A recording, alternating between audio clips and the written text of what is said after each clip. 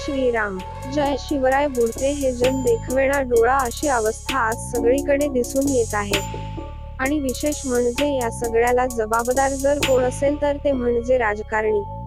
सध्याचे राजकारणी हे केवळ राजकारणी आहेत, ते राज्यकर्ते नाहीत। कारण राज्यकर्ते हे राजासारखे वागत असतात। राजाचे सगळे गुण हे राज्यकर्त्यामध्ये असतात। मनाचा मोठेपणा, समाजाला योग्य वागणूक देणे, समाजाला सुरक्षितता देणे, समाजाचा विकास करणे, समाजावर होत असलेल्या अन्याय, अत्याचार आणि संकटापासून सुरक्षा करणे हे राज्यकर्ते करत असतात। मात्र सध्याची परिस्थिती पाहता केवळ आणि केवळ राजकारण सुरू आहे।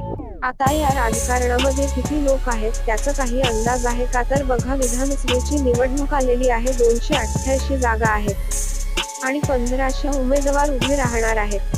या 1500 लोकांचे कार्यकर्ते किती असतील याचा अंदाज घ्या, म्हणजे आपल्या लक्षात येईल की राजकारणाशी निगडीत जे उपटसुंभ आहेत ते किती आहेत, त्यांचा किती मोठा फौजफाटा आहे, त्यांच्या किती गाड्यांचा तफा आहे आणि त्यांची केवढी दहशत आहे हे दिसून येईल।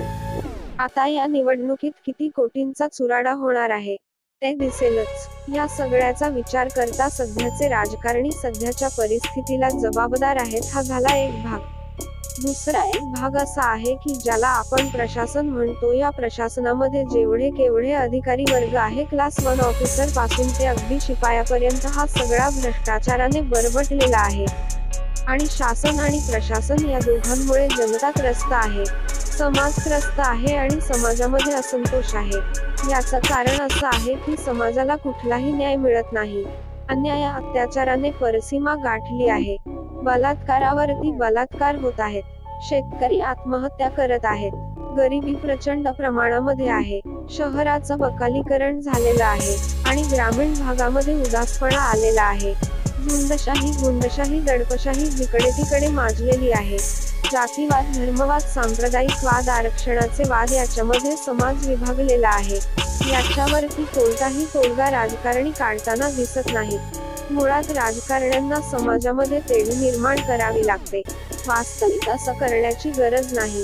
पण राजकारणी हे मुळातच अडाणी असल्यामुळे किंवा आडमुठी बुद्धीचे असल्यामुळे, गुण प्रवृत्तीचे असल्यामुळे त्यांना असे वाटते की समाजामध्ये भांडणे, दंगली, वादावादी, बलात्कार, आत्महत्या, खून, गँगवार हे सतत व्हावेत। धर्मात भांडण व्हावे आणि समाज कायम अस्थिर राहावा, यासाठी सगळे राजकारणी आटोकाट प्रयत्न करताना दिसतात। मात्र समाजातल्या कोणत्याही समस्येच्या निराकरण राजकारणी करताना दिसत नाही। फक्त विरोध, एकमेकांना विरोध करणे, एकमेकांच्या विरोधात बोलणे आणि सरकारी तिजोरीवर डल्ला मारणे, याच्या पलीकडे राजकारणी काहीही करत नसतात। शासन आणि प्रशासन म्हणजे राजकारणी आणि सरकारी कर्मचारी यांचे एक साटलोट आहे। राजीव गांधी एकदा म्हणाले होते की 100 रुपयातला फक्त 1 रुपया जनतेपर्यंत पोहोचतो। आता ही तीच परिस्थिती आहे। करोडो रुपयांचा अर्थसंकल्प जाहीर होतो आणि त्याच्यातले 5, 10, 20% पैसे जनतेच्या कार्यासाठी वापरले जातात। शिवाय जे काम सरकार करते ते अत्यंत निकृष्ट दर्जाचे असते। कोकणामध्ये छत्रपती शिवाजी महाराजांचा जो पुतळा बांधला गेला त्यामध्ये सुद्धा भ्रष्टाचार व्हावा ही अत्यंत लाजिरवाणी गोष्ट आहे। हे म्हणजे ताजे उदाहरण आहे। राजकारण्यांमुळे समाजाची अधोगती होत आहे, हे जनतेच्या लक्षात यायला हवे आणि नवीन राजकारणाची पिढी तयार करायला हवी। आज मितीला देशात आणि महाराष्ट्रात एकही राजकारणी असा नाही की ज्याच्यावरती गुन्हे नाहीत। आणि हे गुन्हे साधेसुधे नसून अत्यंत लज्जास्पद आहेत। सर्वच्या सर्व राजकारण्याकडे करोडो रुपयांची संपत्ती आहे। हा सगळा पैसा जनतेचा, याचे भान आणि जाण समाजाने ठेवायला हवे। राजकारण्यांना जाब विचारला पाहिजे। जिकडे तिकडे अंधाधुंद कारभार सुरू आहे। आता मात्र समाजामध्ये जनजागृती व्हायलाच पाहिजे।